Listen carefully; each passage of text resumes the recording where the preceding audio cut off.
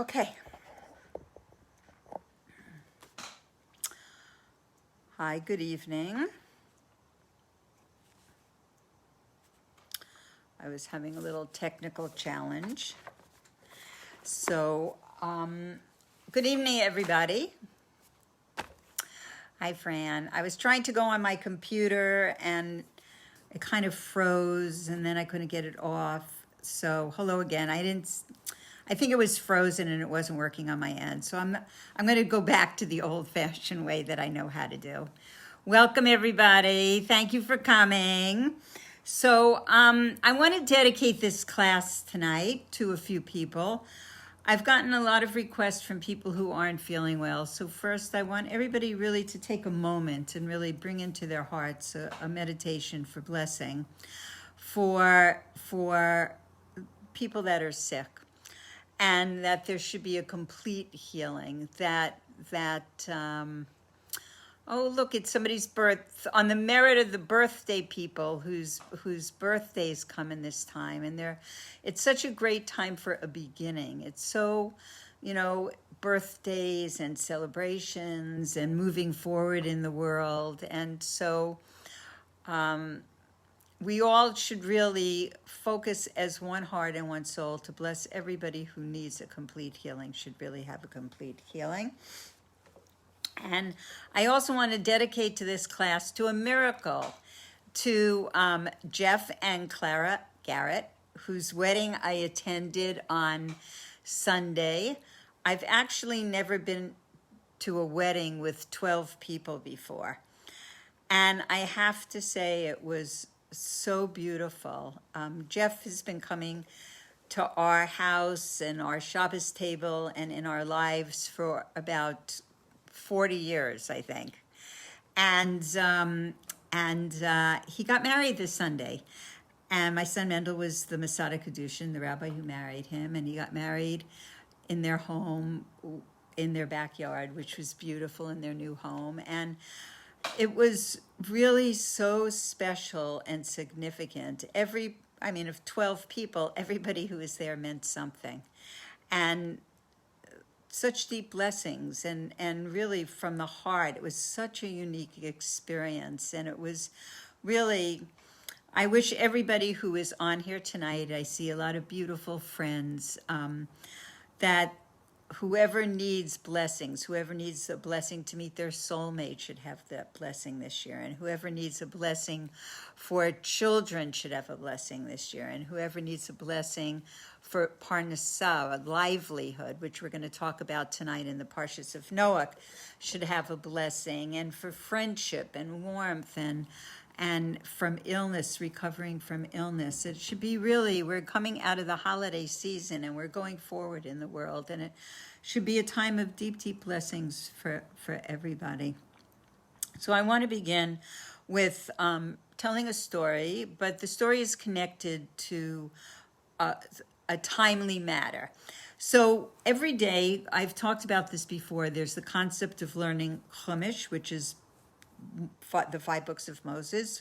This week we're learning the Parsha of Noach, learning a piece for every day, learning Tanya for every day, saying certain Psalms every day, and also learning the Rambam. So I've been studying the Rambam over a period of years, broken up, Amen, Sarah, Lydia, broken up into different sections for the day. And yesterday and today's Rambam was about circumcision. So I want to actually tell a fascinating story. I actually called my friend Shaya, who was involved in this story. The story happened in the the 1800s. I'm not that old. Around 1986, and I never forgot this story, and I wanted to get the details right. So I want to share this story with you, because another thing that was in this week's preparation for study, something called Hayom Yom, which is a Torah thought for every day. And the Torah thought for yesterday was that we should live with the times. And what does it mean to live with the times? It means to live with the Torah reading for the week, with the Parsha of the week. And I might have shared this before, but when I was having my last son, Kobe, whose name is Yaakov, I wanted to name him for a friend of ours who unfortunately had been murdered. And Jewish custom is, you're careful about doing that. So but it was very important to me because I knew that there would not be anybody else who would be ever bearing his name. And so what happened the week that he was born? My son Yaakov was born on the day where the Torah reading for the day was about Yaakov. So it was very clear that was his name. And it was also the yahrzeit of a very big tzaddik, a very big holy man whose name was Yaakov Avocatzara. So it was like live with the times for me was illuminated that his name was very clear, and it's the name that in my heart, I wanted to give him. So that's how Kobe got his name. So this takes place, this story in the 1980s, and my friend Shia was living in San Diego, and he was working in the community there. And then I'm just going to wave to everybody who's saying hello. And because I would really like to just hang out and just say hi to everybody, but I think I'll do it at the end. So if anybody wants to hang out till the end, and we can have highs for a long time. But I like to reward those who have to go to bed early, which is not me. So I could be here all night. So he was a rabbi in this community, and he was moving to Los Angeles, actually, to become a teacher. And he had a date that he had to be here. And there was a family there that was very close to him, and they were having their first child. And they said if it's a boy, they really wanted him to be the moil, because he was also a moil. And he said, if the baby is born in the time that I'm here, I will be the moil. But otherwise, I'm not going to be able to. I'm going to have to leave. So what happened was the baby was born, but the baby was a little yellow, and they weren't sure they were going to do the bris on the right day, and he had to move because he had a teaching job, and he had to show up the first day of class. So he said, don't worry, there are 2 other moils in San Diego, and you'll be in the hands of one of them, and I'm so sorry, and mazel tov, but I won't be able to be here. So he leaves, and he goes to his job, and the baby has the bris. And the next day he gets a frantic call from the father of the baby. And the father of the baby says, you have to come and look at the bris. You have to come to San Diego. Something is wrong, and you have to check it out, and you'll fly down. I don't care how you get here. Bring all your things with you, but you must come. And he was so famished inside, so frantic that he agreed to go, and he flew down there, and the bandage was still on the baby, because after a baby has a bris, there's a bandage, so you can't really even see what's going on. And he takes off the bandage, and he sees, yes, that the baby needs to have the circumcision fixed, that it's not a circumcision, that it was not done correctly. Don't worry, the baby was okay, it was safe, there was just very little was taken off, and it needed to be done correctly. It was totally incorrect. So he said, how did you know this? You didn't even see it. Nobody saw it. The bandage was on. And he tells him that night, after the bris, his in-laws were visiting, and his mother-in-law was sleeping in the living room. And she woke up screaming, and she had a dream. And her father was a chacham, which means a big tzaddik, a wise man from Morocco. And her father comes to her in the dream, and she had never seen anything like this before in a dream. And he's screaming, the bris is not okay, the bris is not okay. And she woke up, and she kept saying to the son-in-law, the bris is not okay, I had this dream of my father. And that's why they brought my friend Shia in. And so because all the blessings were said and certain things were done, that did not need to be repeated, and nobody really needed to be there to see what was going on. So he sent everyone away, and he corrected it. And that night, the mother-in-law went to sleep, not really knowing exactly what had happened, and she woke up in the morning, and she said, oh my gosh, I had the most beautiful dream. My father came to me in my dream, and in this living room, which was the room where Shai had corrected the bris, and where the bris was, he said, in this room, my father came with a minyan, and he was smiling and smiling and said, everything is okay, everything is okay. So, we don't know. We don't know these things. It came from another world.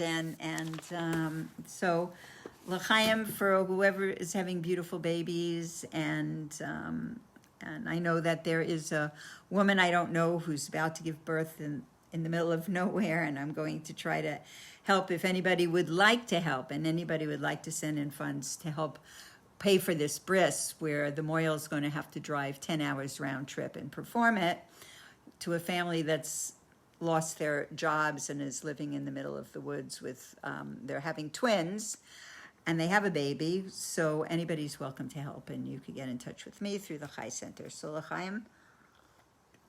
And there's so much to learn in this week's Parsha. So this is the story. I want to, before we get into when you have to put on your seatbelt for the deep Kabbalah of the story, I want to just go over the storyline, the teaching, for anybody who might not be familiar with it.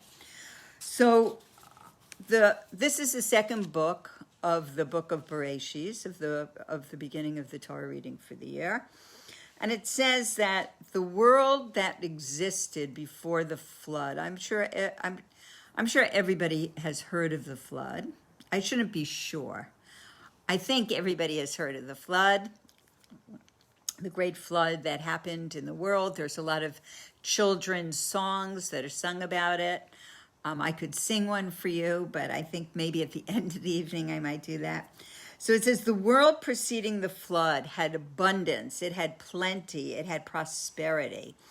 And people lived a long time, and the climate was very nice. It was, perfect climate, which I'm looking for. But there was tremendous corruption. There was tremendous immorality and tremendous corruption, even among the animals. Because we know in animal species, animals only do what they're supposed to do. But at this time, there was corruption over the whole face of the earth. And there was theft, and there was idolatry, and there was incense, and there was, you name it, it existed. And God told Noah was a 9th generation descendant of Adam and Eve, and he was a righteous and an upright person. And God told him that he was going to eradicate the world, the people, because of their evil ways. And he instructed him to build an ark, a teva in Hebrew, an ark. And he and his family were going to take refuge in the ark, and he was going to bring in every species of animal that existed except for fish, because the fish survived the flood because they could live in the water. And he brought in 2 of every non-kosher animal and 7 of every kosher animal, or some say 14 for 2 pairs, a male and a female. And God gave exact instructions how to build the ark. It was to be built of gopher wood. I think Noah himself had to grow the wood.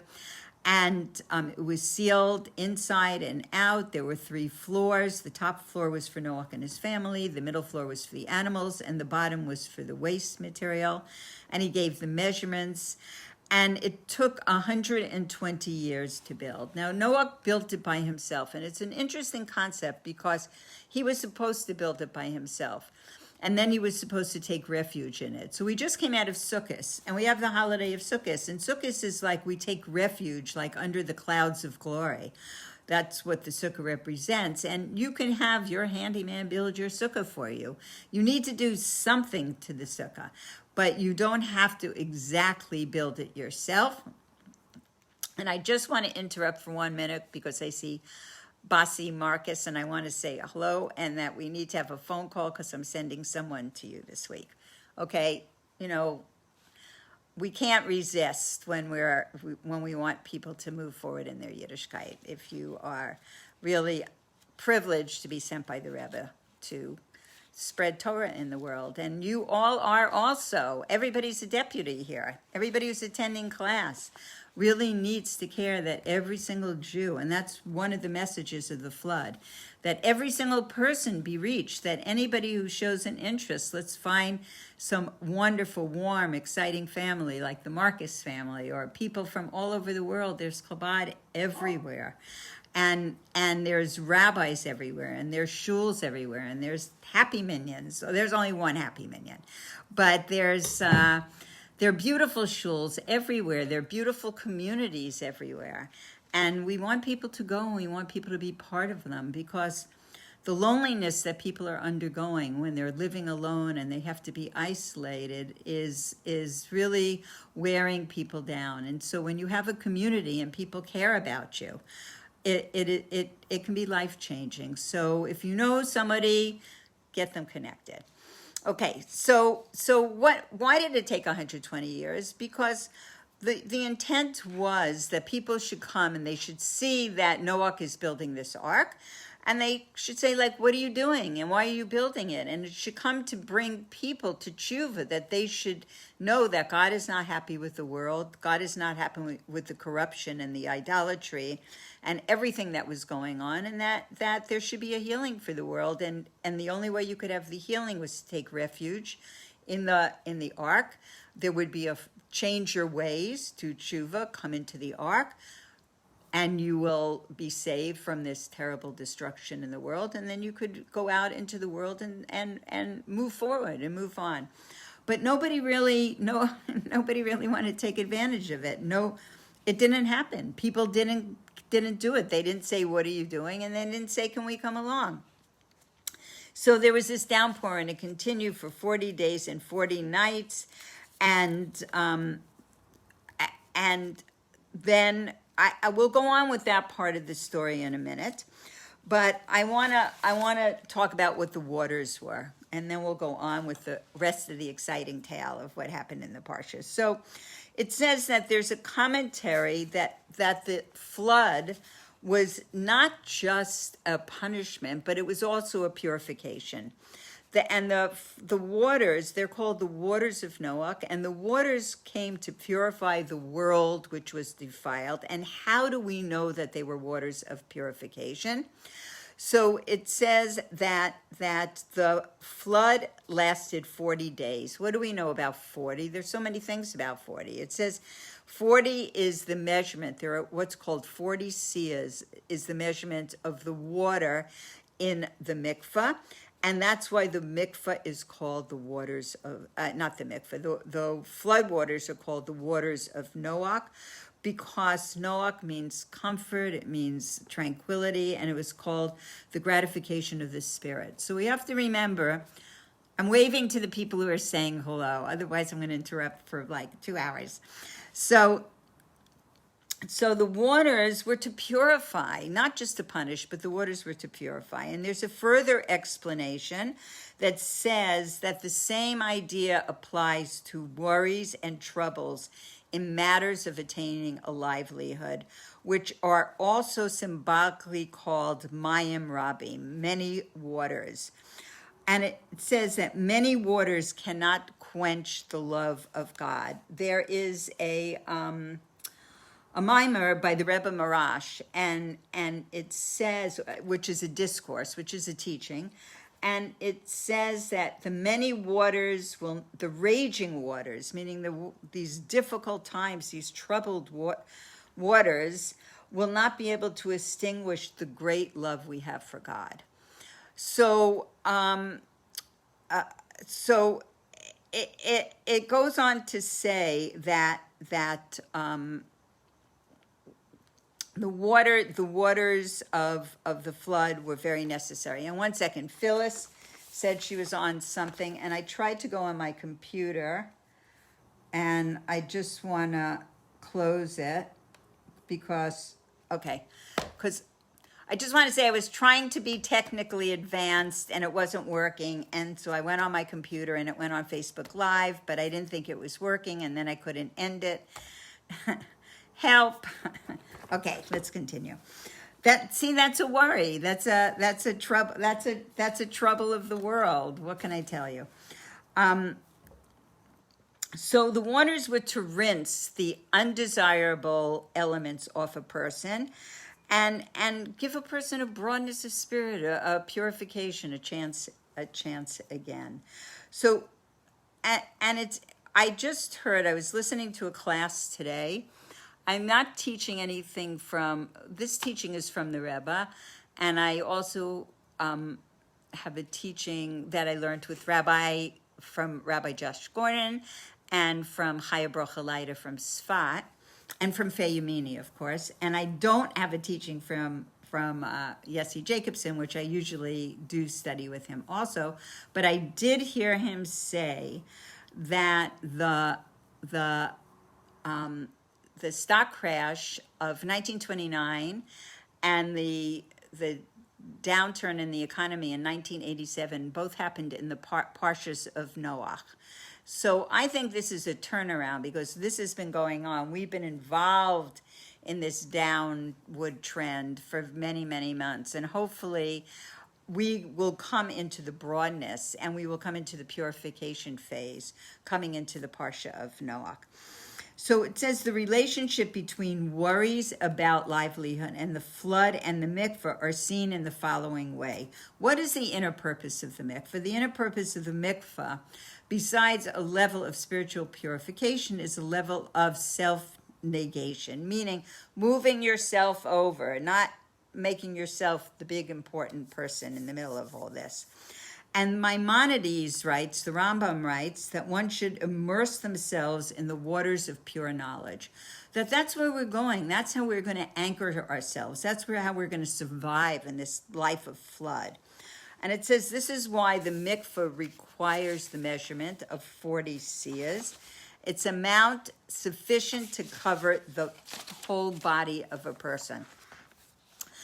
Also, the letters of the word in Hebrew for immersion is tevilah, and it's the same letters as the word habitul, which means self-nullification. Because we know that everything in Torah, when it matches up in numbers or when it matches up in letters, there is a connection. Like last week we talked about the connection between the word light and secret, and how light is really about revealing and secret is about being hidden, and what that means. And that even though they seem to be opposite, they're still have a connection. So these two words, the word for immersion and a mikveh. A mikveh is about self-nullification, purification. Many people have the custom, besides women immersing for the family purity laws, before prayer. Many men, and it's a Hasidic custom to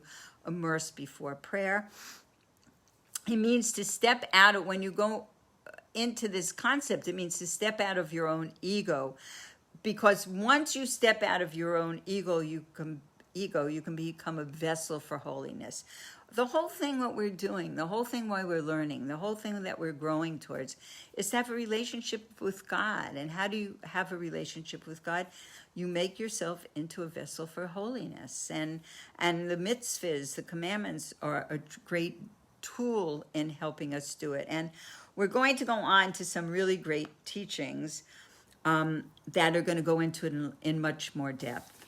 But I'm going to finish this piece first. So it says that there is a purpose for the anxieties about livelihood that happen to a person, that they temporarily can disturb and confuse a person, and they can temporarily crush a person and enable the person just to turn to God, to step out of their own ego and to make them a vessel for holiness, because that becomes all there is. That becomes where we have to go.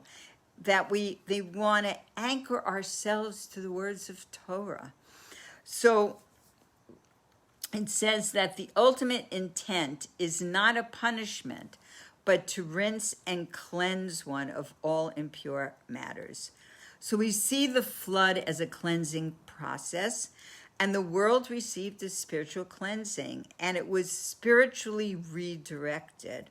So Noach, his name reflects a positive nature, of the events, an inner peace and tranquility of mind and heart. And that's what happened for the world after the cleanup of the flood.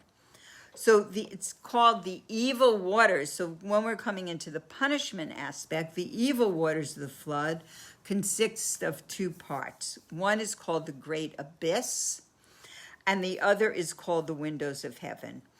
So it says that disturbances and anxieties that come to a person are also divisible into these two parts. Divisible into the part of the great abyss, and anxieties about livelihood and lowly physical matters. So when a person is anxious on the physical level, and they have other physical worries and disturbances in their life, this is called the lower level, the lowly level of anxieties. And there is another level of anxieties that are in the spiritual realm. For instance, communal activities or things a person involves themselves in, even though they might be on a lofty level, like prayer or helping someone or something like that. They could interfere with the with a person's study and observance of mitzvahs in a negative way. They could enhance it in a positive way, but they could also interfere in a negative way. And it says that mitzvahs bring you who cleave to the eternal, your God, are alive this day. Means that when we do a mitzvah, it binds us to God. And when we say the blessing, Baruch atah Hashem, Elokeinu melech haolam, we're drawing godliness down upon ourselves. And that's why we're going to go into a piece of learning about taking refuge in the letters of the prayer and the letters of the Torah, but that sometimes we do the mitzvahs without thoughtfulness, or without, the modern word is mindfulness. And we can study Torah and we can lose our place, we can lose our thought. I just started to take a new class today called Mystical Sitter by Yehuda Skolevsky from Shaviti in Yerushalayim. And the classes are really quite outstanding. And it was very comforting because she said that when you're trying to do your prayers, when you're praying and you lose your place, just go on. Nobody requires you to start going back and going back, because you know how many times you could lose that consciousness over and over and over again. Like, when you can, bring yourself to awareness. But one of the things that we're going to learn later on is that don't give up hope, because whatever effort we put in during the week, even if we lose that connection, we regain it by Shabbos. We regain it by how we are on Shabbos and what we do on Shabbos. So it says mitzvahs bind those who observe them to God. And we draw forth from the mitzvahs vitality that we want to be, I don't know if we'll have time to go into it today, and I don't even know if I brought it upstairs with me. I think I did. Yeah, I did. A teaching about the month of Cheshvan, but it talks about the sign of this month being the scorpion. And what is the scorpion? What's the venom of the scorpion? Coldness. And it's talking about a positive way to use it also, not obviously if it's in this month, it's not just negative, but it is possible to learn and to do mitzvahs with a coldness, by rote. And we want to warm ourselves up. We want to do it with vitality and enthusiasm. But it says, even if this is deficient, it says that we still have to work on it. We still have to try and bring us ourselves. And it could be that a person can say, oh, I'm so busy involved with A, B, C, and D that I can't, I don't have time. I can't do it. So that's actually not the correct way to be. That's really not the correct way to be. That a person also has an obligation in their personal life to wake up in the morning and say Modeh and to thank God for the day and to say blessings and to be involved in their own personal growth and simultaneously in the growth of the community also. So it says that when you want to have self-justification, that you're involved with these grandiose things, the windows of the heaven, just the loftiest spiritual gymnastics and the loftiest spiritual heights, that this does not come from the godly soul, from the divine soul. It comes from the what we call the animal soul. So every Jew has two souls. An animal soul, or the basic life force, the vitality that relates to the physical life of a person, or a divine soul that relates purely to the divine, the spiritual life and fulfillment of a person. And we can learn more about it in the study of Tanya, which I highly recommend to anybody. And there are multiple Tanya classes. If you could go, I'm just assuming everybody has a lot more time, that more people are home or they're working from home. And in the time you save, you know, at this time, we've just come out of Tishrei and we've just come out of the holidays and being inspired. In this time,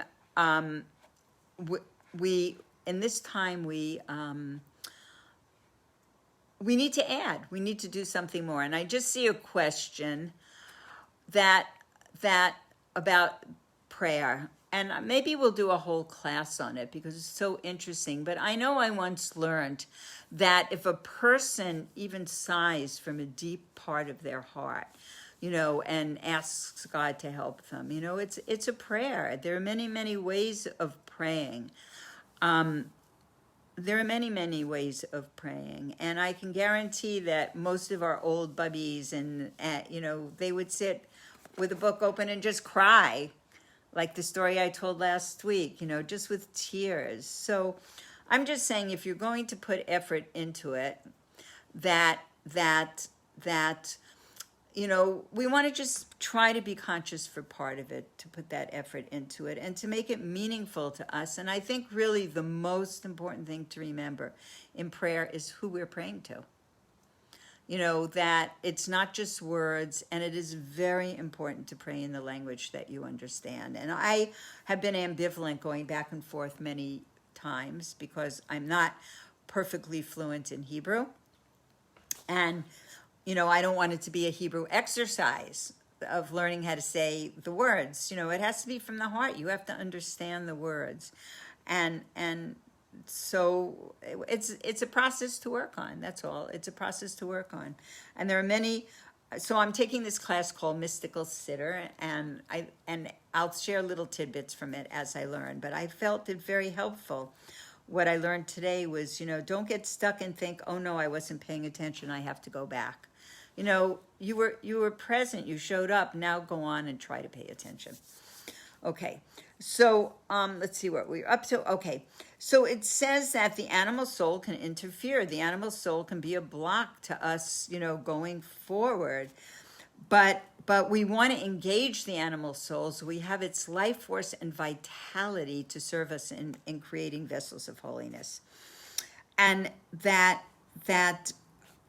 we don't want these windows of heaven to become a great abyss. We don't want this pursuit of holiness without a foundation, without a place to contain it, to be where we're going to end up. We want to be present. We want to use everything for our good. And really, we have to know that all of this is about a relationship with God. That's what we're talking about. So it says the way to counter the waters of the flood, no matter what type they are, is, it says, what does it say in Parshas Noach? It says, come into the teva, come into the ark. And we know from the Baal Shem Tov, like I love to say the name Baal Shem Tov, because it just is broadness of heart, broadness of soul, because the Baal Shem Tov saw the goodness in every Jew and talked about serving God with love and coming to that aspect within our hearts. And he's interpreted the word teva to refer to the words of Torah and prayer. So he says, come into the Teva means to enter the letters of Torah and prayer. That's what the ark is. That's where we're going to find the ark. That's where we're going to enter into and be surrounded by them. And then we can be confident that nothing will toss us around. We will be anchored. And it says that Noah, the righteous man, remained intact along with the members of his household because he was anchored in that place. This is not whiskey, okay? It's tea. Okay, so it says that's why the order of the day requires that the first thing we do upon awakening before one enters the world, which is quote unquote called the evil waters, is to say, Modeh ani lefanecha, I am grateful before you. And what I learned today in my mystical sitter class was you should look up at the sky. That the first thing we should see is we should look up at the sky, even if it's dark out, that we should look up at the sky. And it says, I am grateful before you that you have restored to me my soul, bringing my soul back to life, acknowledging that the life of the soul is totally from God. And one recites the blessings of the morning, thanking God for every detail, such as who clothes the naked and so forth. So we know that the fact that we have clothes to wear and this blessing, we say, of who clothes the naked and other similar blessings, then we need to explain them a little because our sages ask the question, who is a wise person? The person who discerns what is going to come to pass, meaning what is being created every moment out of nothingness. In other words, the person who knows that all that exists is constantly being brought into being from the divine, from divinity. It's something to ponder on. It's something that we'll have to have a farbrengen on, say l'chaim with something a little more than tea. But these are things that we farbreng about. What is to farbreng? Is that we speak about them, we share about them, we say how they affect our heart.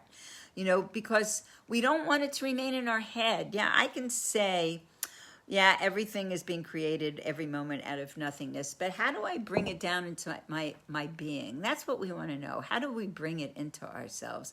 That we actually feel it. And if we can feel it, we can be anchored in it. And if we can be anchored in it, it can stand us in times of trouble, in times of turbulence, in times of worries, such as the times that we're in.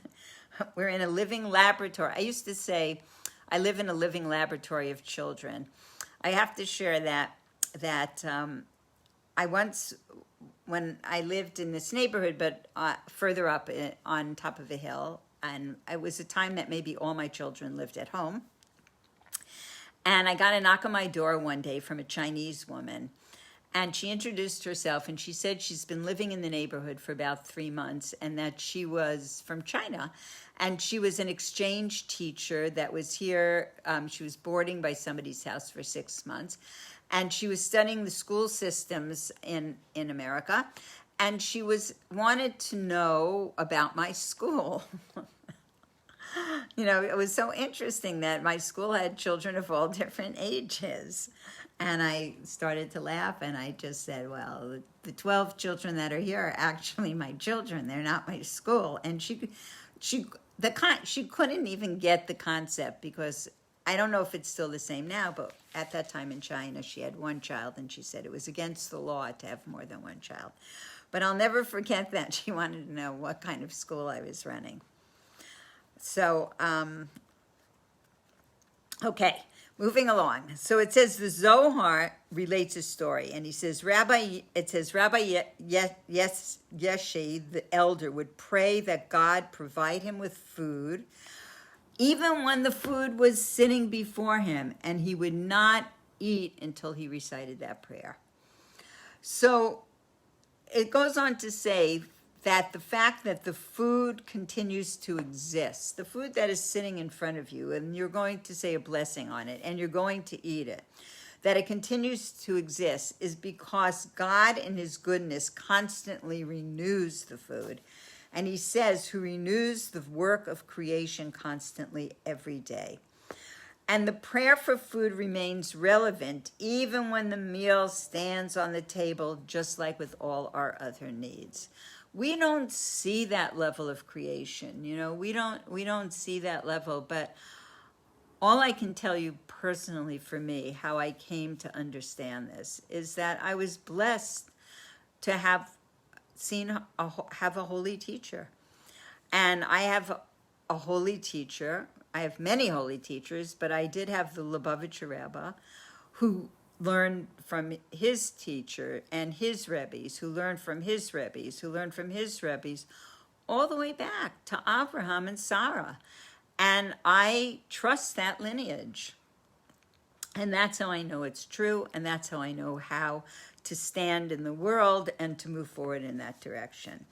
So it says to start off with prayer means to be aware that the physical object has no substance of no subsistence of its own, and its existence is to carry out the divine intent. I created it for my glory. Why do we have food? We have food to give us strength, to make a connection with God, to care about other people, to perform mitzvahs.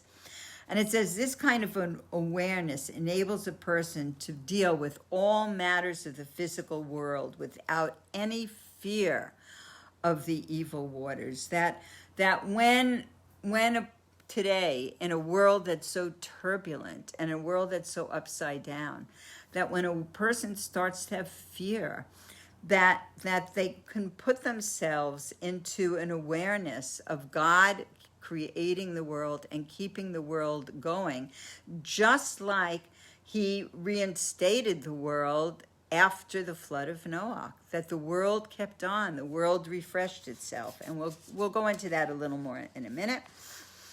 And it says that when the premise is that there's no reality except for God and that he renews the world out of nothingness, why? And we said this last week, and we'll say it every week, that God desired to have a dwelling place in this lowest of physical worlds. And it says that, and our reality is leading to fulfill that purpose. And why did he want a dwelling place in the lowest worlds? Just because he did. Wouldn't you want a beautiful dwelling place right here in this beautiful world? You would. You would, because we do have a beautiful world, and we can see with that eye. We can look with the eye of beauty. My daughter, Aura, everybody, yay for Aura, is becoming a life coach. So I'm sure you're all going to want to connect her because she is so gifted and really wonderful.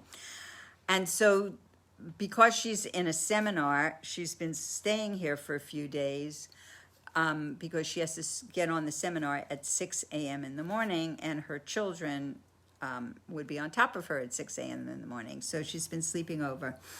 So last night she was talking about a few things, and she asked me if I ever heard of something that was on the phone, and I had, on Instagram, which I never go on, but I do have it in case one of my famous children pop up every now and then.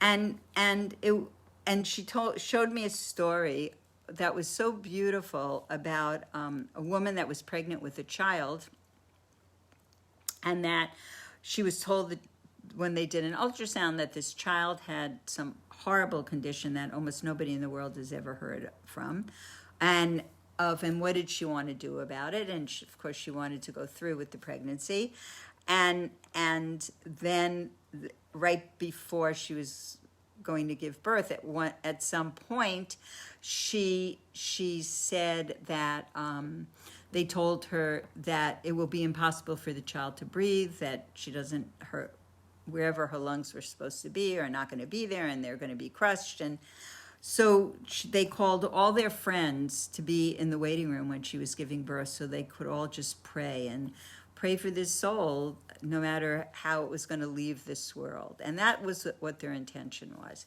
And you see this picture of all these people, maybe 20 people sitting there, it just took your breath away. And guess what? The baby was survived, and the baby is an 8-year-old girl today, and there's a picture of her. And it was so touching to me. It's like God rules the world, and we can guess, and we can think, and we can predict, but these are people who are just open-hearted to trust.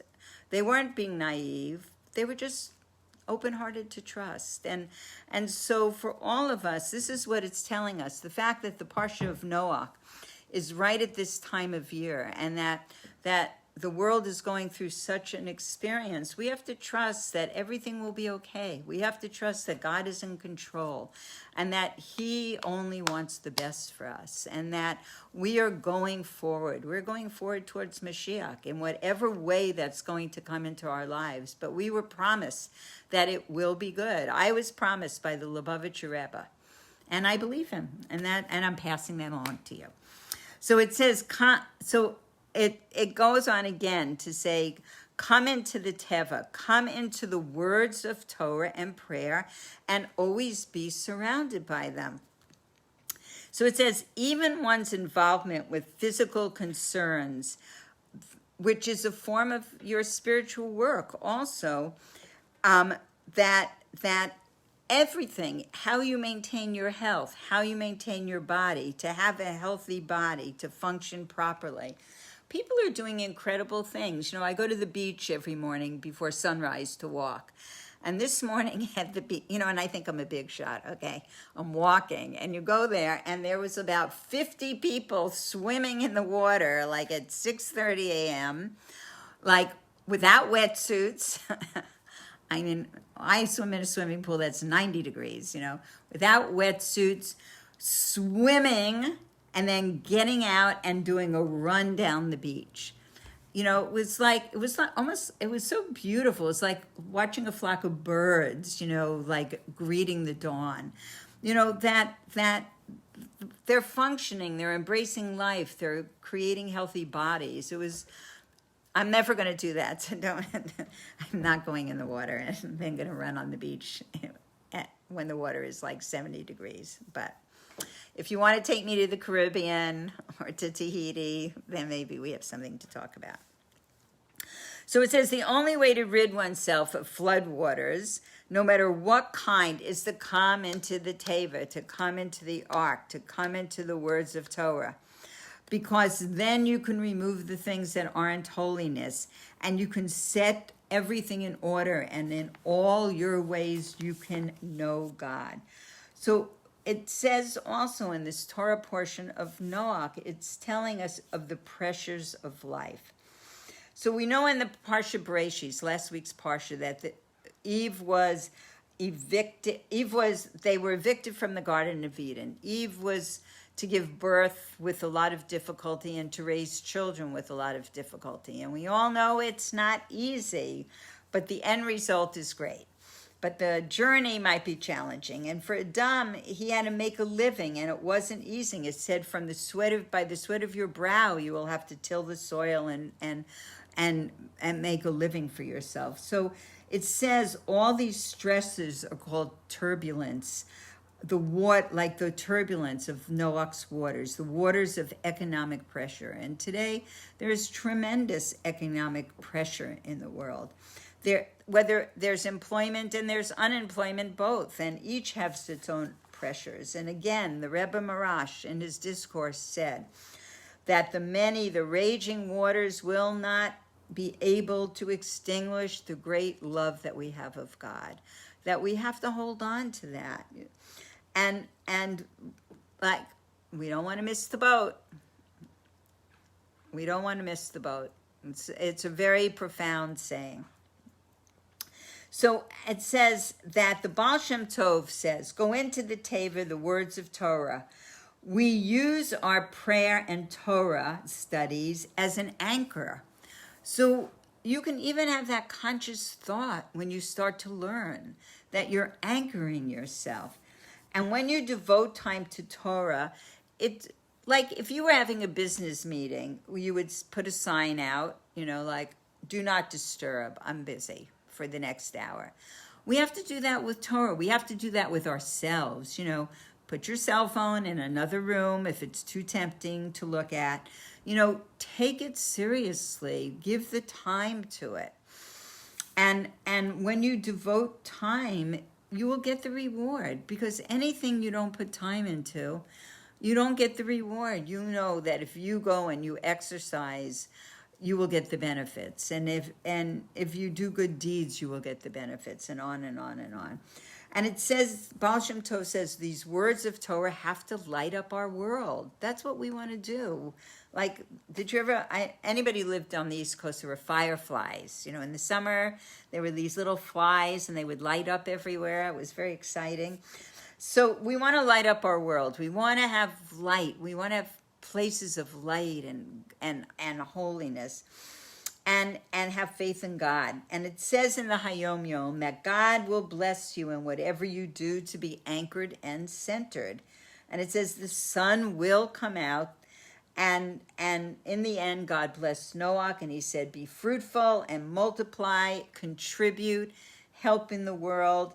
And we are all blessed. All of us are blessed. And we want to do more. We want to add a class. We want to call another person. We want to do LA candles, Shabbos project, and get Shabbos candles to everyone we know. We are going upwards, and we want to continue. And we need each other to do it. We need the support of each other to do it. And that's what it means. You should not lock yourself away in the Teva. The Teva, the Ark, is a refuge. It's not a permanent address. And that we're not supposed to just save our own soul. We're not, as much as I loved living on a mountain in India, that's not the Jewish way. The Jewish way is maybe to get some strength and connection to God on that mountain and come back and live it in the world. So the Torah says, come into the Teva, you, your sons and your wife and the wives of your sons, not you by yourself, but all the members of your household. And who are your sons and daughters? They're your students. And this means all Jews. And why do we say the word wife? Because that feminine quality symbolizes the concept of recipient. And all Jews in unison form one singular structure.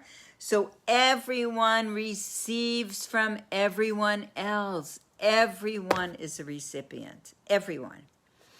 And everyone, therefore, must be taken into the ark. So before Torah was given, a person might think, someone else is of no concern to me. All that matters is I've saved my own soul. Yet God commanded Noah, come, you and your wife, etc., etc. How much more so, now that the Torah was given, do we have this responsibility? The Torah was given on the plains of Moab to the effect that all Israel are responsible for one another. And one cannot only be concerned with themselves, that the state of another must affect one profoundly. And we've talked about this in almost every class. This is the directive that's given to us, that we really need to care about everybody, that we need to know that we can't only be concerned with ourselves alone. I remember there was a Hasidic story, I haven't thought about it in a long time, so I hope I get the details right, of a rabbi in, of course, in Poland, because where else do these stories take place but in Poland? And he was in Poland, and he was collecting money for poor families because it was winter and people didn't have money. They hardly have money for food. They certainly didn't have money for wood. And he went to the house of a very rich man, and he went to ask him for money. But he said to him, I need to talk to you. Could we please go outside? And the man said, no, let's sit here. My fire is nice and warm. Let's sit by the fire, have a warm drink. We could talk here. And the rabbi insisted, no, I must see you outside. You must come outside, and we must sit by the fire. I mean, we must sit out. We must go outside. I need to talk to you outside. And they were outside, and he goes outside. He goes without his coat. You know, they're going to only be out for a few minutes, and it's freezing out. It's absolutely freezing. And the man is getting colder and colder, and the rabbi is taking his time and talking to him. And he says, Rabbi, what do you want? What do you want? And he's told him the sum of money he wanted. And he said, yes, anything. Now let's go inside. And they went back inside, and they warmed up by the fire. And the man said to the rabbi, why did we have to go outside? Why couldn't you ask me right here?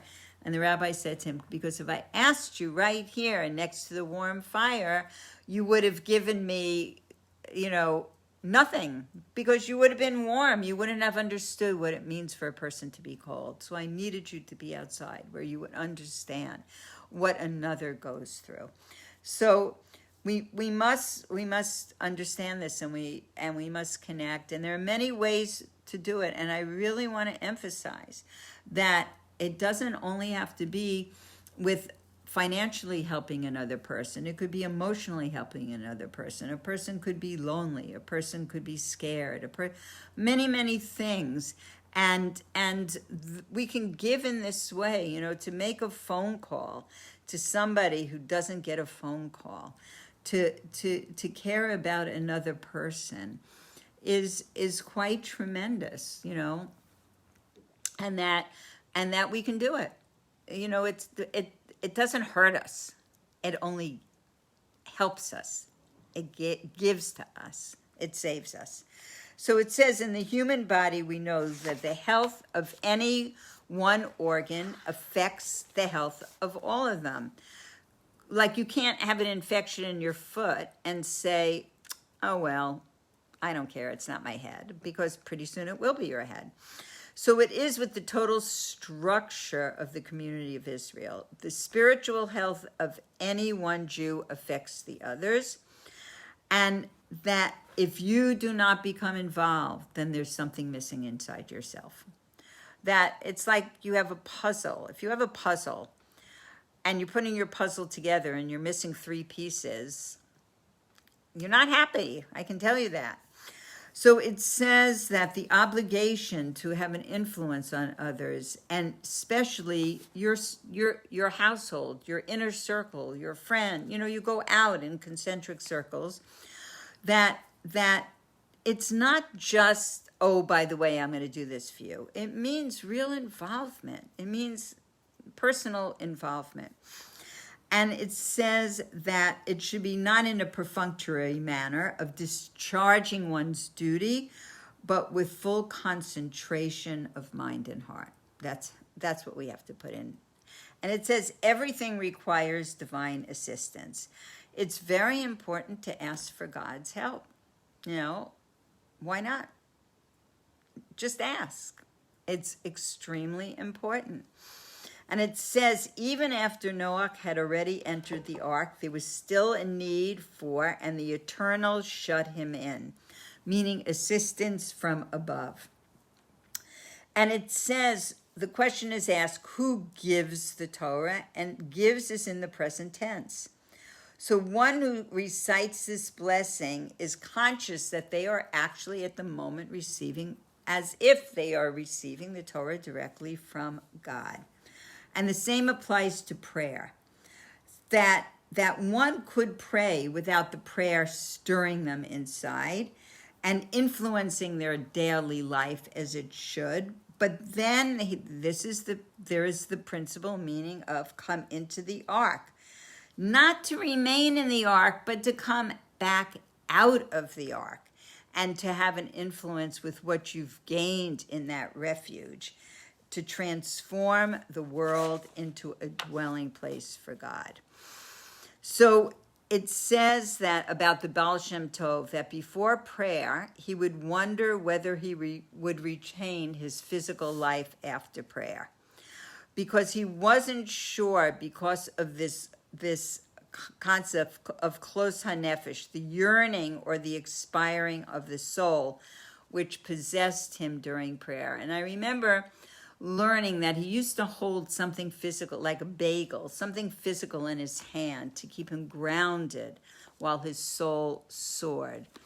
So I plug my meditation class every week, Talorot, TALOROT.org, for wonderful classes of how to kind of soar above and remain below and bring that back with you into your life.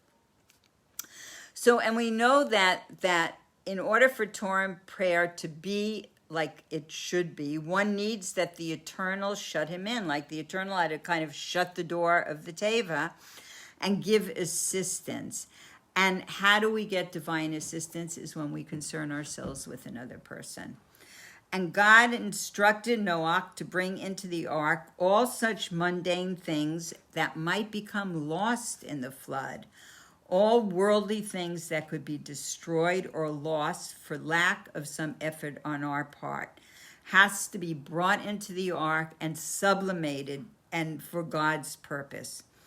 Because there is a purpose to have things, and there is a purpose to bring things, to use things and bring them closer and to sublimate them for godliness, for divinity.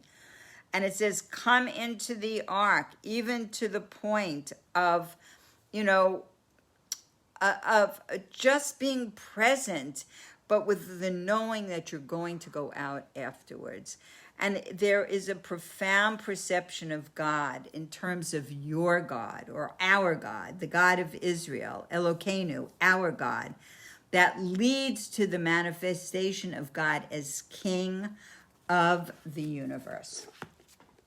So that's one small teaching of so many teachings. So I want to go into a teaching from Chaya Bracha Leiter. So in the summers in Sfat, which I did not get to go to, but for 28 years, I've been fortunate enough to be a co-teacher with my husband and many wonderful staff members at Ascent, the school Ascent Institute in Sfat. And Chaya Bracha Leiter teaches a Wednesday morning class for years and years and years and years.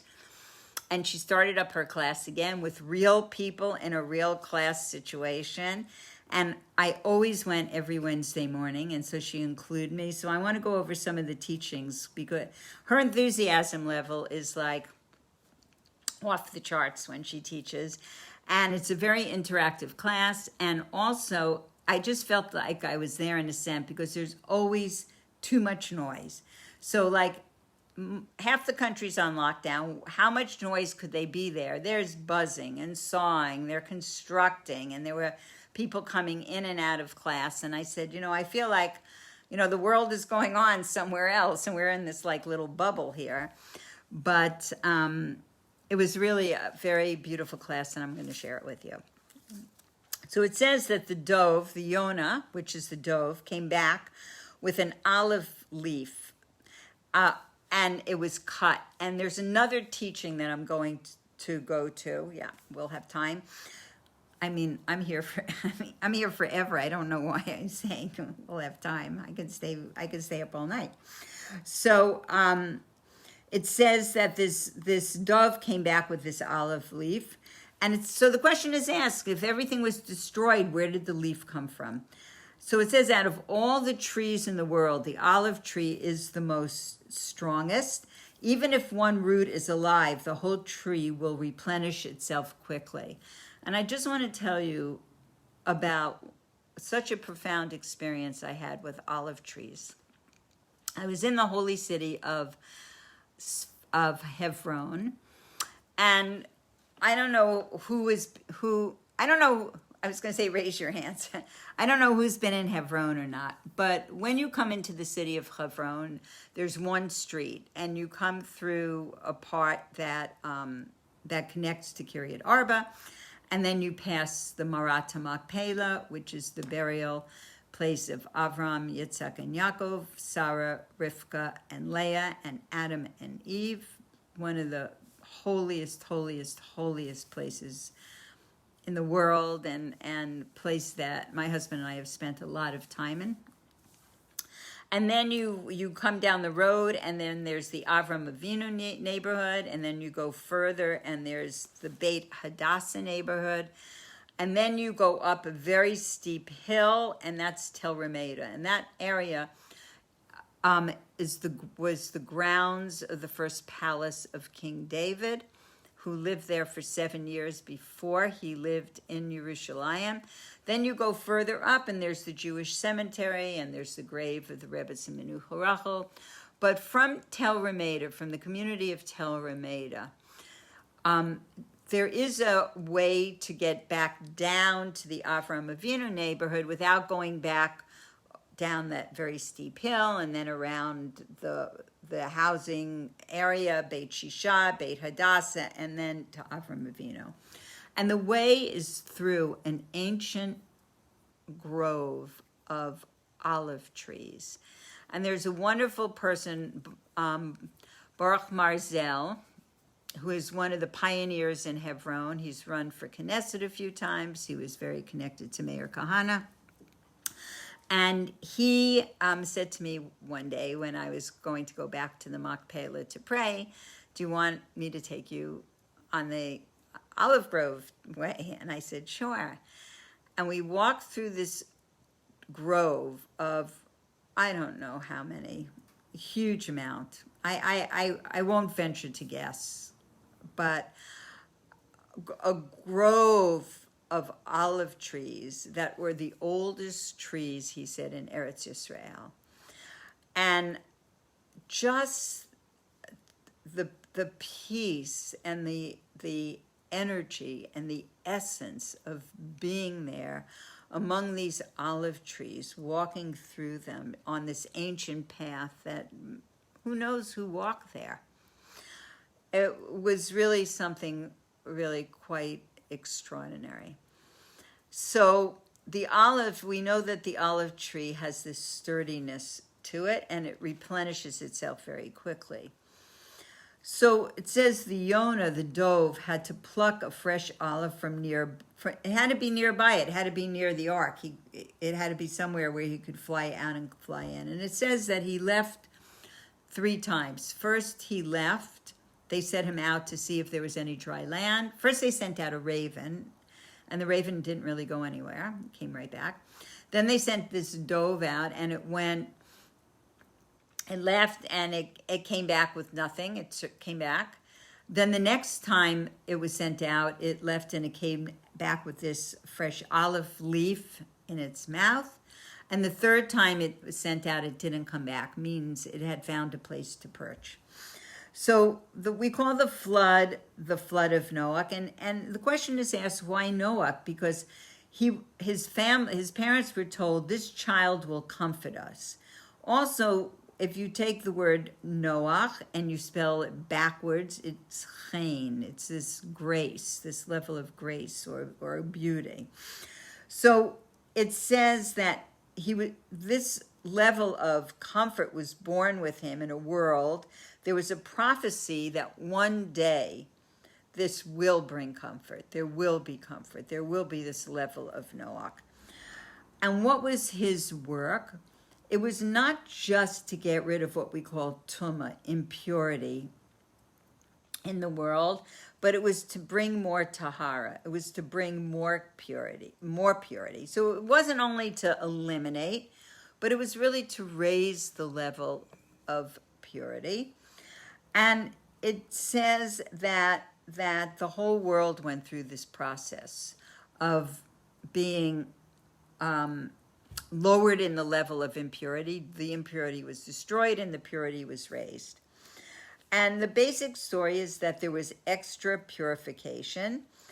And it says the Baal Shem Tov said that every letter is a building, every letter of the Hebrew alphabet is a building block. So now we have the teaching, I think, 1 second, of,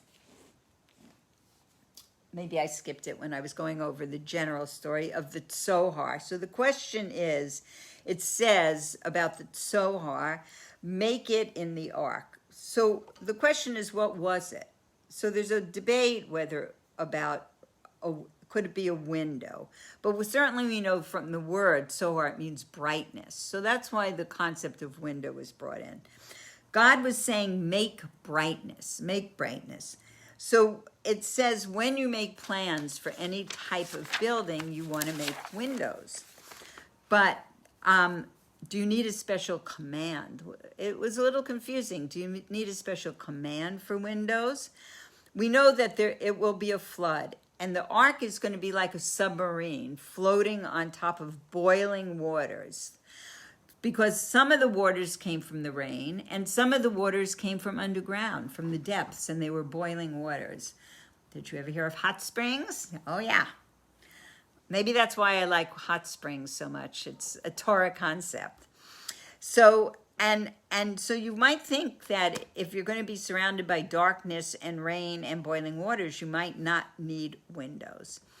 So, but first, when the rain first started, it was light rain to give people a chance to change their mind and want to do tshuva. Tshuva means to return, to repent, to regret, but that didn't happen. So the ark had 3 stories, and there were compartments in each story. So how would one window reach all 3 stories? How would it reflect in the 3 stories?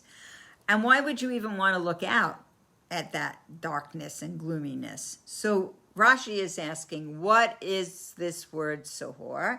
And he says it was a light-giving stone. I remember many years ago when I was reading that it was a crystal. I don't know if it was, I don't know confirmation for that, but I remember in some texts that I was learning that it was a crystal. So that was, maybe when I was into crystal energy, so I was very excited about that. But it's exciting, a light-giving stone, like a flintstone, because it wasn't a flintstone, but like a flintstone, why does it spark to fire? Because it has a spark within it. So what is more important, a window to let light in or a stone that will give light? So there are 2 steps to this. It says, number 1, you have to want to let the light come in. Okay, again, you have to want to let the light come in. So it says, wherever you are in your life, what is the best way to get unstuck?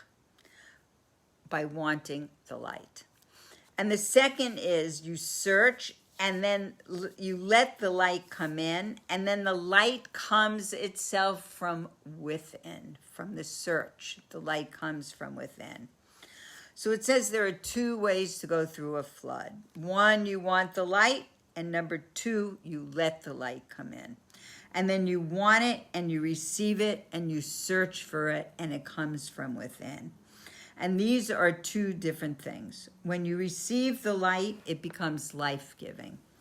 And Chaya Bracha told a very interesting story about a girl who went, I don't know, I don't know exactly where it was, but she went into a woods and she left her phone, in the car because she only meant to go like down a path and come back. She didn't, it wasn't like a full day hike that she was going on. She was just going to go for a walk and come back. And somehow she took a wrong turn. And she was lost in the woods for 17 days. Yep, 17 days. And at some point she broke her knee. And she said that when the first night came, that she was totally filled with fear, absolutely totally filled with fear. And she had never thought of God. And I mean, even the word God, she never thought of God. God didn't pop up into her mind at that point either. But she said she closed her eyes and she says she was not going to open them until the fear went away. And she sat with her eyes closed, calling on, I'll call it God, to take away her fear, to help her and take away her fear. And she said that at that moment, she fell into a protective space, and she didn't open her eyes till it was all pervasive for her. And she said that the fear never came back. For those 17 days, she attached herself to that place of trust and peace and whatever she fell into, and that she would be taken care of. And she said even after that, whenever she had fear, she came back, she was able to come back to that place. That was the anchor. That was for her, that wanting the light, and then looking deep within and being able to draw on that light, draw on God.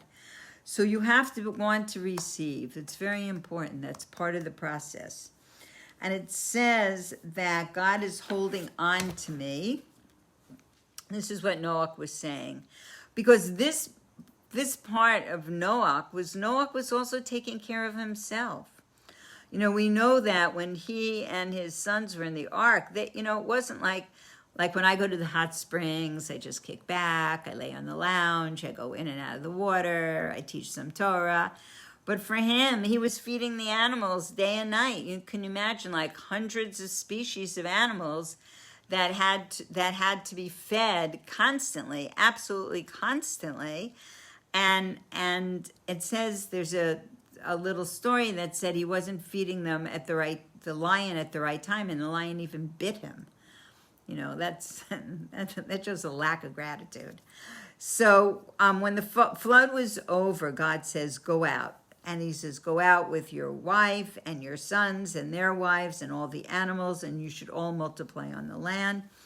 And the first thing he does is he builds an altar, and he brought from the pure animals and put them on the altar. And it says, Hashem, God smelled the smell of the offering, and said, I won't again curse the land because of man. And it says the land was cursed 3 times. One was the time of Adam, one was the time of Cain, and the 3rd time was at the flood. And it says that the consequences for man won't bring the land to be cursed anymore. And he gives a blessing. And I should also say that the ark was shaped like a rectangle, that the waters, as I just said before, were not only the 40 days of rain waters, but they were also waters that came boiling up from beneath the land, beneath the waters. They were boiling hot waters. And it says the animals came on their own accord, that he just built the ark and he did what God wanted him to do, and the animals came on by themselves. So we're going to go to another teaching that I heard, L'chaim, on peppermint tea.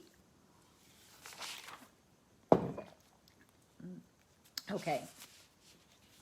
Well, before we go to this teaching, I just want to finish a little. I mean, there's never a finish because there's always so much to learn. But of this first piece that I was teaching, it says when the rain subsided, the downpour continued for 40 days and nights until the face of the earth was entirely submerged. And then the rain subsided and the water continued to churn for 150 days and then began to recede. And we talked about Noach sending out the dove. And it says the total time that Noach spent in the ark was 365 days. So according to the solar calendar, it was 1 year. And according to the lunar calendar, it was 1 year and 11 months. And that is significant for another teaching, which we probably won't do today. But what was the difference and why between the solar time and the lunar time? We'll see. So it says life in the ark was hard, and that it was miraculous in nature because it had hundreds of species of animals and it had all the food to feed the animals. And it said Noach erected this ark, and God established a covenant with Noach and his descendants, and he strengthened this covenant by means of the rainbow. So I'm going to go into everybody loves a rainbow. Everybody loves the colors. You're very excited. You call out your mother, your brother, your cousin when you see a rainbow. Oh, come look, there's a rainbow. Okay.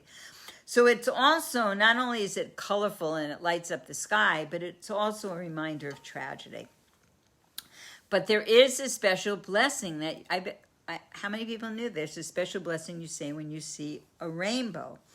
And it says that God smelled the good of the sacrifices, and he decided not to curse the land again. And he said, I will keep my covenant and will never destroy the earth again. And the sign I am making that will testify to this covenant between me and the peoples of the world is going to be the rainbow. And I'm going to put this rainbow in the clouds, and it's going to be the sign of the covenant. And I will remember, and I will see it and remember the eternal covenant between God and all the living souls on earth. So when you see a rainbow in the sky, it is considered a sign that that the people have sinned, and God remembered his covenant not to destroy the world. And it's appropriate to thank God for not making another flood, and there is a special blessing. And the blessing is, blessed are you, God, ruler of the world, who remembers the covenant, who is faithful to his covenant, and who stands by his word. And by the way, there's also blessings when you see a shooting star and when you hear thunder and lightning together, I believe, and many other things. And it's nice. I guess if we didn't live in a city, if you're in the country in New York and it's always raining, thundering, and lightning, and they're shooting stars, it's good to memorize those blessings by heart. And it says that a generation that never sees a rainbow is on an especially high level of spirituality and righteous conduct. And the Midrash tells of several generations where there were such righteous people that no rainbow was seen in their lifetimes. It was the generation of King Chizkiyahu, the era of the men of the Great Assembly, the generation of Rabbi Shimon Bar Yochai, and the generation of Rabbi Yoshua ben Levi. So also we know that a rainbow is a natural phenomenon, and there is a scientific explanation. And so it says what exactly happened after the flood, that God announced the rainbow would be a sign of the covenant. And there are many different explanations. I'll just go over a few. One is by Nachmanides, who says that the rainbow existed before the flood, but after the flood, God decided to make it a sign. Rabbi Avraham Ibn Ezer and Abarbanel, these are all well-known sages of the Torah, said that with the flood, there were physical changes in the world that allowed the rainbow to be more visible. For instance, according to the Ibn Ezra, the sunlight became stronger, and according to the Abarbanel, the atmosphere became thinner. The Lubavitcher Rebbe brings in Hasidic teachings that even though the flood brought destruction to the world, there was an aspect of a blessing also, and we talked about that already, in the purification of the world, because it gave us the ability to refine the material. And the clouds, which are formed from the mists that rise from the ground, represent transformation of material into something ethereal. And after the flood, the clouds were thinner, allowing rainbows to form, symbolizing the ability for human endeavor to purify the material world. These explanations are just so interesting. And the Kli Yakar has another explanation. He says the rainbow was always visible, but in righteous generations there was less sin, and the people were so confident that nothing would happen to them that they didn't look in the sky, so they never looked for it and they never worried about it. I like that path.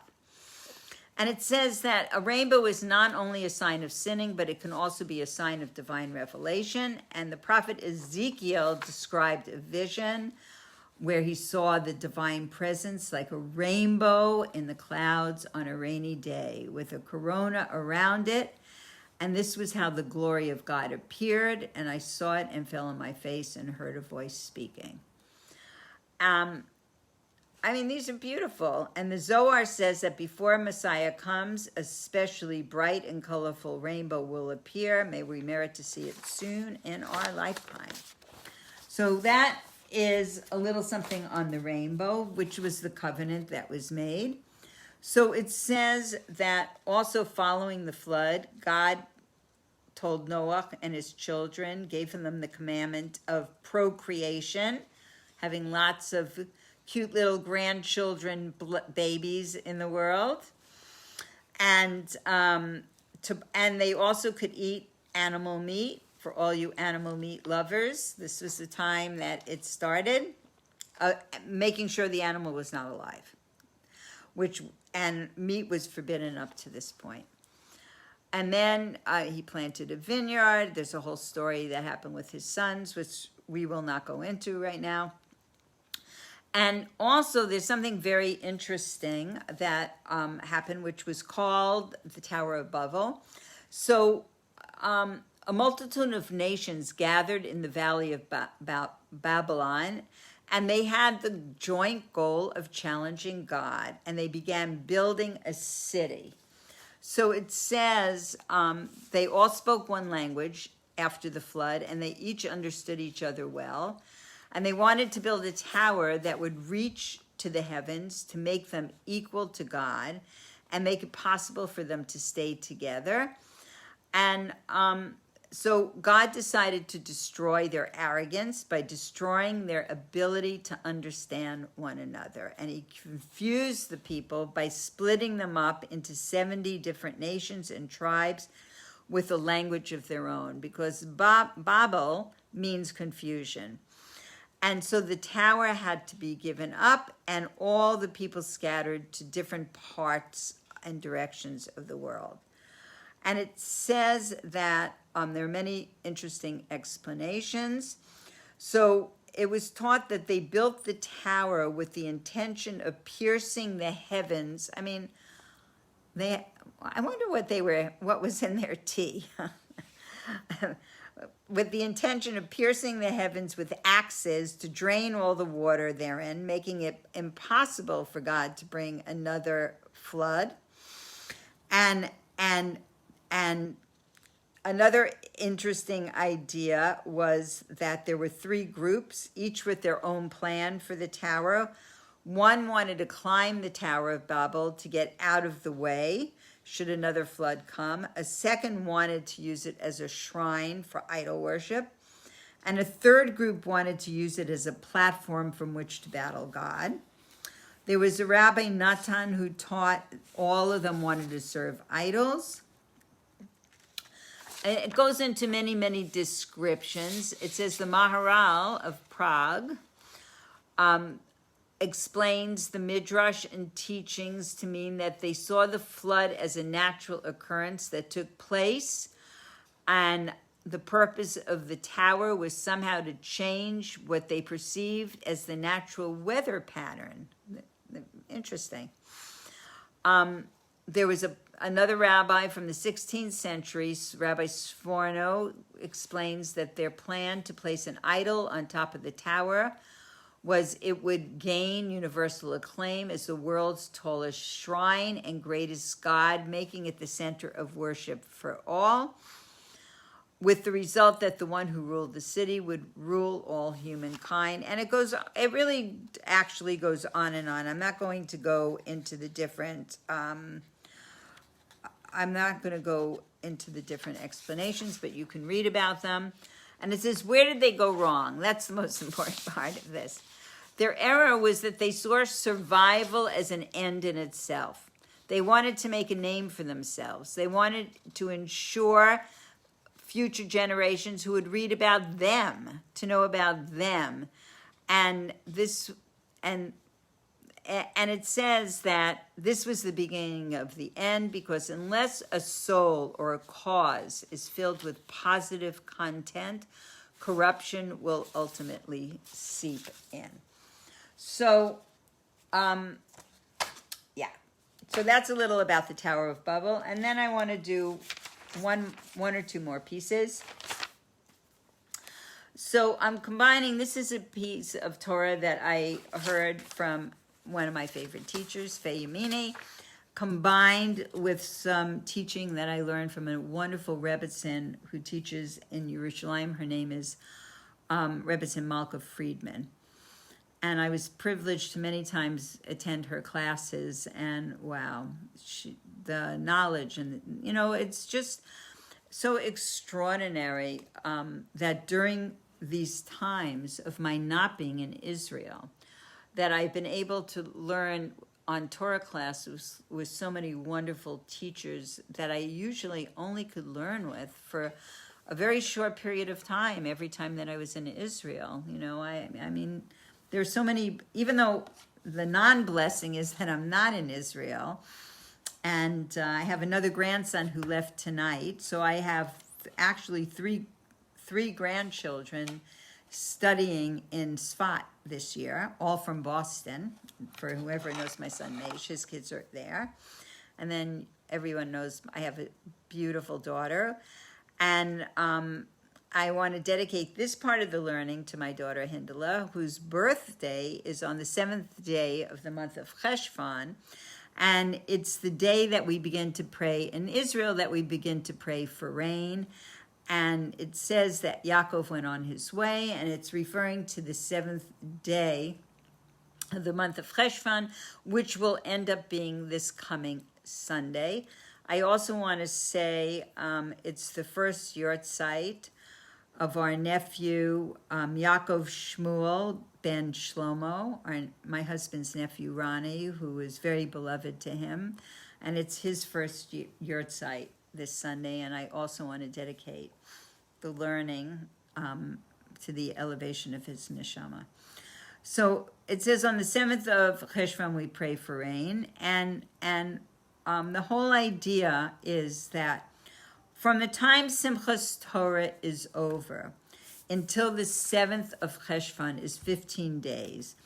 And we don't pray to then because it says that it is the day that the last person who would have come to celebrate the holidays in Yerushalayim and then walked home when the holidays were finished, it would be by that day, everybody, no matter where they lived in Israel, would have reached their home. Because you don't want to pray for rain when you know somebody's going to be walking home and have to walk in the rain and be drenched. So that was the purpose of waiting all those days. And so what I want to say, this is really such an interesting teaching from Rebbetzin Friedman, because she was talking about that right now we're in the Parsha of Noach, but next Sunday starts the next Parsha, which is Lech Lecha. And so it's not the Parsha of Noach anymore. However, she taught that Shabbos blesses the week before, the week that was, and the week that is after.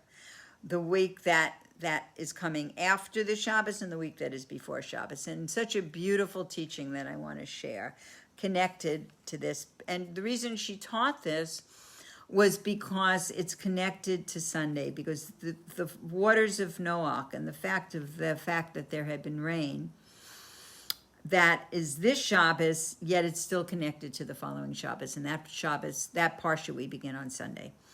So there's what we call a higher level of tshuva. We've talked about it before, and a lower level of tshuva. And it says that the lower level of tshuva is when a person is afraid of punishment and they're aroused out of fear, and the higher level of tshuva is an arousal out of love and awe for God, from the profoundness of the relationship that the person would regret deeply that they would do anything that would have interfered with the relationship, that in any way with the relationship. So it says Shabbos can bring us into this level of lower level of tshuva, and it says, and also a higher level of tshuva. So it says Noach was a tzaddik and in his generation, a righteous person in his generation, and he created beauty in his heart for God. and the part of his heart, which was the left part. So we know that it says that the Yetzer Hara, the evil inclination, existed in the left part of the heart. And it's where all the physical blood is pumping from, and it brings a person into the heat of desire. And it says, even in that place of desire, there can be of desire for not of the holy things only, but we can transform it to a place of closeness, just like Noah did. And it says God walked with Noah. And it tells us that there are 22 letters of the alphabet. So we learned this before from the Baal Shem Tov, when he said, come into the Teva. What is the Teva? The Teva is the words and the letters that make up Torah that we learn and prayer that we say.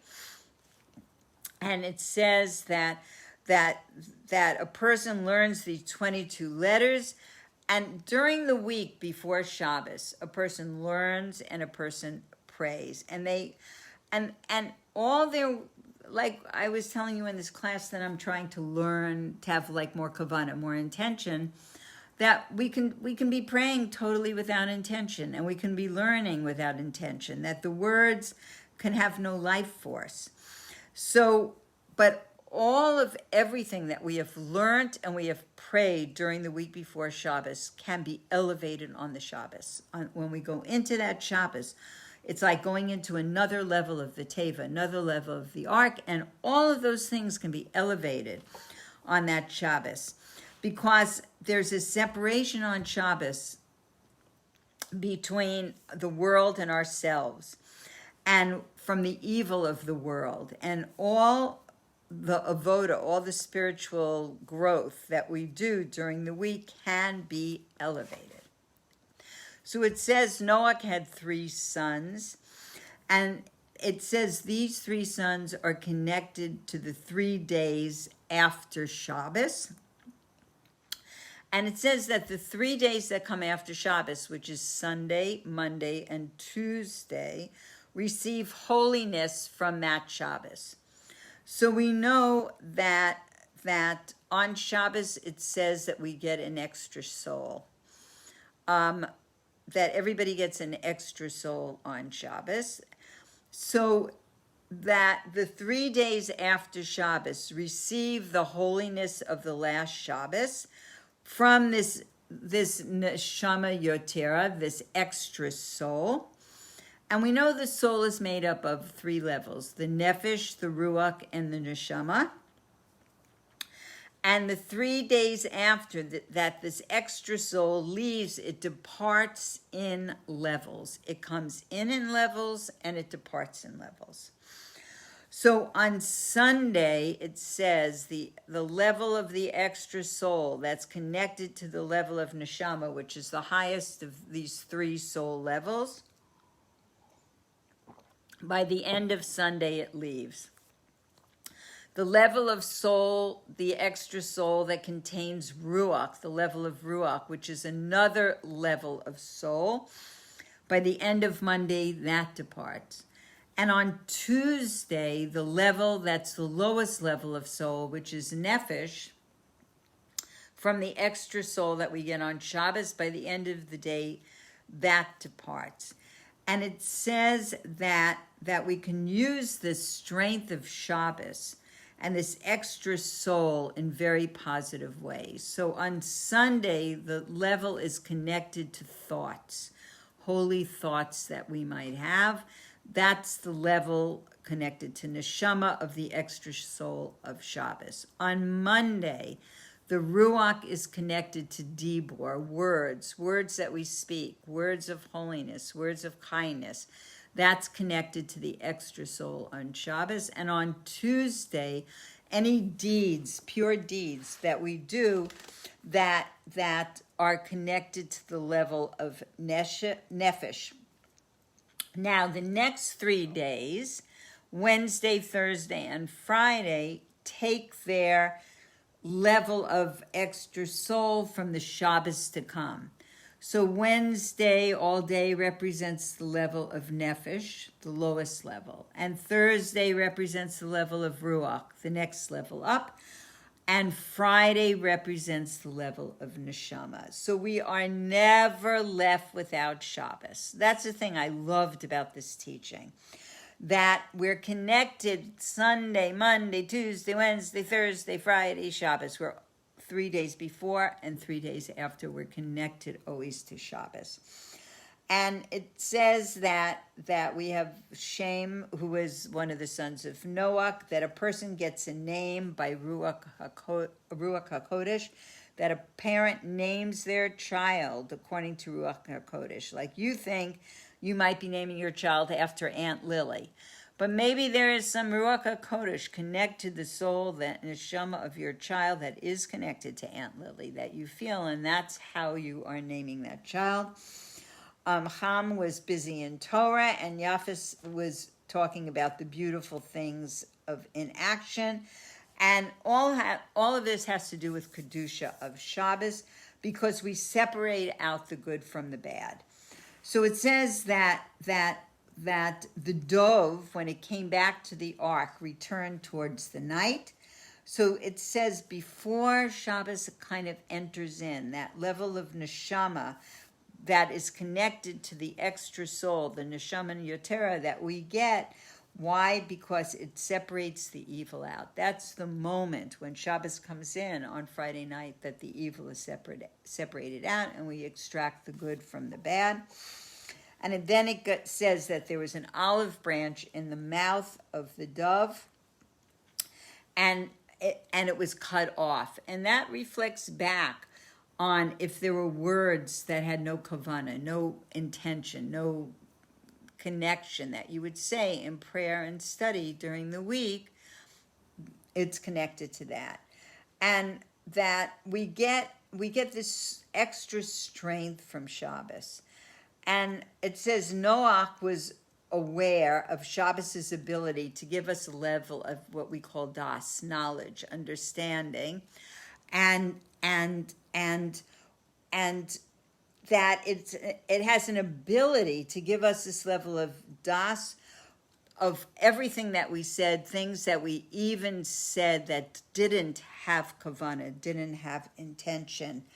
Because this time of Erev Shabbos separates out the bad, takes the good from the bad, and that things that are fallen during the week are elevated because of Shabbos, and from that level we're not defined by the world. That is the tikkun, that is the rectification of Shabbos. I just like, whoa, I thought that was just so breathtaking. So it says that the day of the 7th of Cheshvan blesses Parshas Noach, and that spirituality is the true existence. And in the month of Tishrei, the month that we've just come through, the month of holidays, we've just gone through, it's been packed, and we want to take from the month we had. We don't want it to remain like an external activity that we completed, that we got through. We want to take all the blessings, all the joy, all the benefit, every moment that and especially today when that is going to sustain us. You know, most of us aren't going to shuls, and we're not hanging out with friends, and we're not, there's a lot of things that we're not doing. So, but we did pay attention in Tishrei, and we want to take all of that with us. And it says, so the spirituality evolved and engages. And guess what? In this month of Cheshvan, there are no holidays. Absolutely no holidays. It is my daughter's birthday, but other than that, there are no holidays. And it says, what does it mean that we asked for rain? So it says that every day is still connected to the holiday and being in the presence of God, even today. We want to see the face of God. We want God to see us, even though when we go from the holidays and we go back into our homes and we go into the week, it looks like it's a descent. Oh, we had this, flying in the highest levels and all these kavanas and the, blowing of the shofar and the prostrating of the Kohanim and all of these different things and you think it's a descent, but it's not. That we're taking it all with us. We want it to lift us even higher. And it says that we are able to bring holiness into all matters. And when you are in Jerusalem, you go there for an ascent. Everybody goes there, like I go there to be inspired. That's why we go to Jerusalem. I'm not going for falafels, okay? If I'm going to get a falafel, I'm going to go to a lot. But I'm going to be inspired. I'm going to sit by the Kotel. I'm going to watch the holy women pray. I'm going to be inspired. So it says that we're going for an ascent. It says you take your stuff, all your things, and you make them holy. You make them heavenly. You separate out things for God. You come closer to God. And it says that when God created the world, he created everything with the possibility of godliness to it, of brightness to it. And we were in the Holy Temple. We were in the Beis Hamikdash. And guess what? It's time to go home.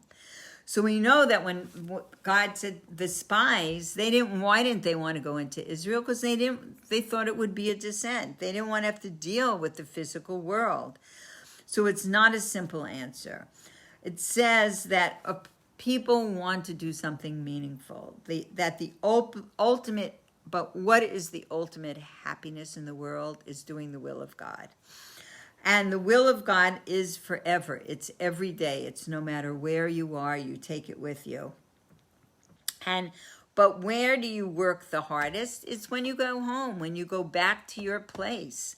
You're still on kind of vacation when you're in Jerusalem, but when you go back to your place is when you work the hardest and you cleave to God and you're alive in it. And when you give pleasure to God, it's your own pleasure. You're giving pleasure to yourself also, and you're going to a higher place. And it says that we make everything divine. And it says that where a Baal Tshuva stands, a person who returns and elevates themselves and comes to have this deep relationship on a holy way with God, is even higher than where a completely righteous person who never had these challenges stands. So on this day of the 7th of Cheshvan, everyone gets home and they ask for rain, and the whole purpose is to make a dwelling place for God in this physical world. And what does the word Yerushalayim mean? It means Yira Shalem, complete awe or complete fear of God. So what does it mean that you waited until the last person was able to reach their home before praying for the rain? The last person, so they wouldn't get wet. So it says that in the spiritual world, everyone wants to do the will of God. And in this lowest level of world, we are distant from God, but we're waiting for him. So God is in every corner, and it says that there are some laws, some halacha in Israel that will only be relevant when each tribe is in its right place. So your greatest joy is doing the will of God. So what does it mean when the last person gets to the border? So it says that, meaning the last person to come home. We're waiting for the last person. We're not going without you. What is that? Mordechai ben David song. No Jew will be left behind. So that God didn't want everybody to be in one place. That's why he spread everybody out over the world, over the land, different languages and different lands. And there's a tremendous unity. There's just a tremendous unity when we know that we're Jews that living in so many places. And I know that I was reading an article, some island I never heard of, some island off the African coast that, maybe I'm not a geography major, but I know a lot of places, but I had never heard of, where there is actually a small Chabad. And there are Jews that live there, and they came I don't even know, I don't remember the story. I can't even tell you when they came. But there are communities everywhere. You find Jews just absolutely everywhere. There, I don't remember I hate telling stories when I don't know the details, and I probably should look up the details, but of some rabbi whose plane got stuck in some place up in like the north of Alaska or something like that. And he was he was stuck there, I think, a few days, and so they asked him to talk at the high school or whatever, and he was talking about what a Jew is, and there was a kid there that was Jewish, that his mother had gone to live with the Eskimos, of course, only Jews do that. And, in every corner of the world, really, in every corner of the world. And it says that, so we're waiting for the last person. We're not going without that last person, and that's what it means, that we're not praying for rain until that last person reaches their home. So it took 120 years to build the ark, and it was supposed to save the world. And it was supposed to be that people should do tshuva. People should come, and they should ask, and they should do tshuva. But they didn't do it. And so the refuge, that it was a refuge for Noah, but they had to leave that refuge, and they had to go out into the world, and that they had to build, and that they had to create, and they had to do something physical, and they had to go back into the world and populate it and bless it, and only all good should come from it. So I want to say hi to my friend Sheva Chaya from Sfat. I love Sfat. I love when people from Sfat are on. I'm not drinking wine, so I don't have my Sheva Chaya cup. And I know I've been talking like for 2 hours, but I want to end with a beautiful story. I actually heard the story last week when I was listening to a class by Yossi Jacobson. So I want to share this story because I love stories of Hashgacha Pratis, divine providence. So last week, he got a letter from somebody he knew. It was, I think his name was Shneir Ashkenazi. He's one of the Ashkenazi family members from Kfar Chabad. And he told him a story that 35 years before, there was a woman who lived in Kfar Chabad, and she brought a friend of hers the day before Sukkot to talk to Rabbi Ashkenazi, who was the rabbi of Kfar Chabad. And this friend of hers, this young girl, was a very troubled girl, very complicated, troubled girl, and she was pregnant. And she told Rabbi Ashkenazi that the next day, which was Erev Sukkot, she was going to have an abortion.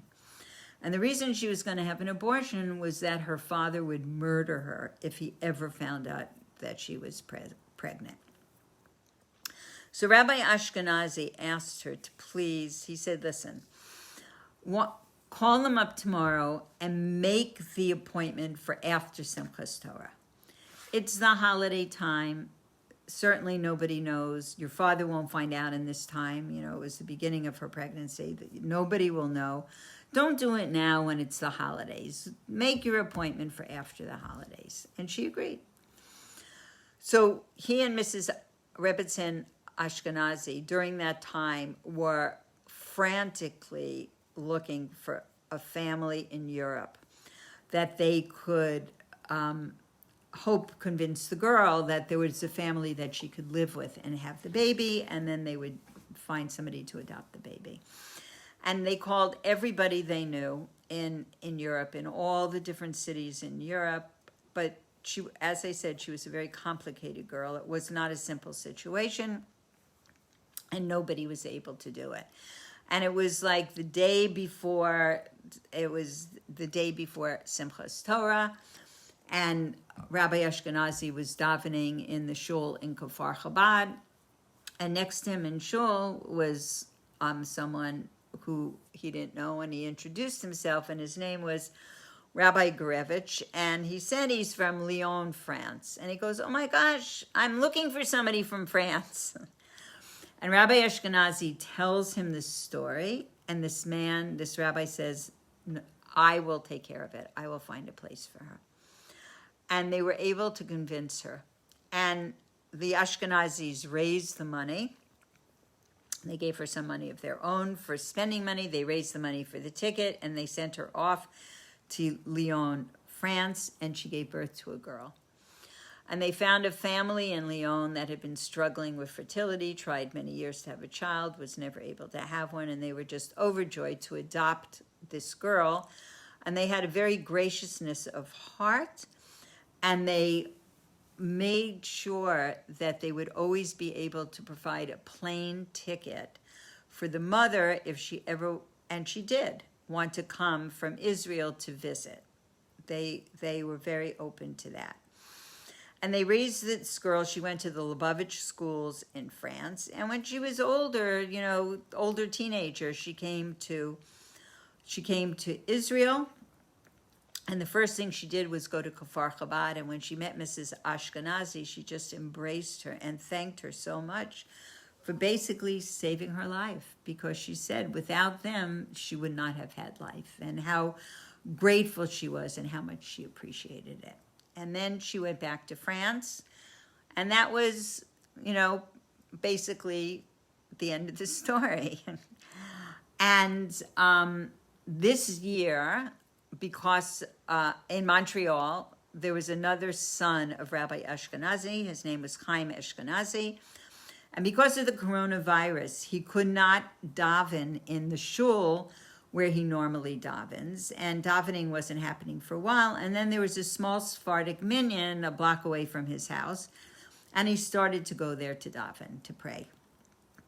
And he was there one day, and he was praying, and there was a young man next to him praying. He had been there a few days. So this young man who was part of the shul said to him, welcome, my name is so-and-so, what's your name?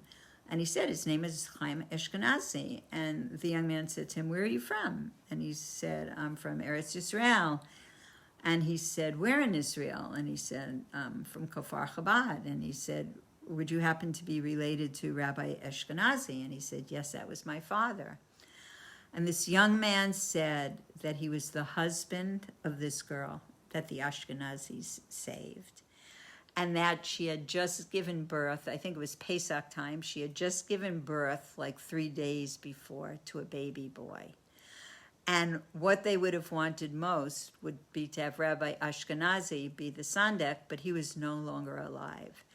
And they asked his son, Chaim, to come and to be the Sandek. And at that bris, there were 3 men. Because of the corona, there was this Chaim Ashkenazi, who was the Sandek of this baby, the father and the moel. And this was the child of this girl that the Ashkenazis had saved. Just happened this year during Corona. So, these stories, you see the hand of God. So I want to thank everybody for coming to the class and whoever stayed on it. To the end. And I want to encourage everybody to please reach out. As we learned from Noach, we can't be on top of that in that teva by ourselves. We need every Jew to come along. We want Mashiach. I want to live in Sfat near Shevachaya. I need to get back to Israel. We need Mashiach. We need every single person to come. And there is this project of candlelighting, the LA Shabbos Project, where they will bring delivered to your door a year's supply of Shabbos candles. So thank you really everybody for sharing this class with me, and Meretz Hashem, Mashiach should be here, and we should all be in Shevachaya's art studio having L'chaim's in her beautiful classes. So L'chaim and Miranda and everyone, life should bring blessings and refuah shlema to all that need it. And life should bring marriage partners and children and parnasa and everything that a person needs. So, L'chaim, a beautiful Shabbos, and we'll see you next week. Okay, bye-bye.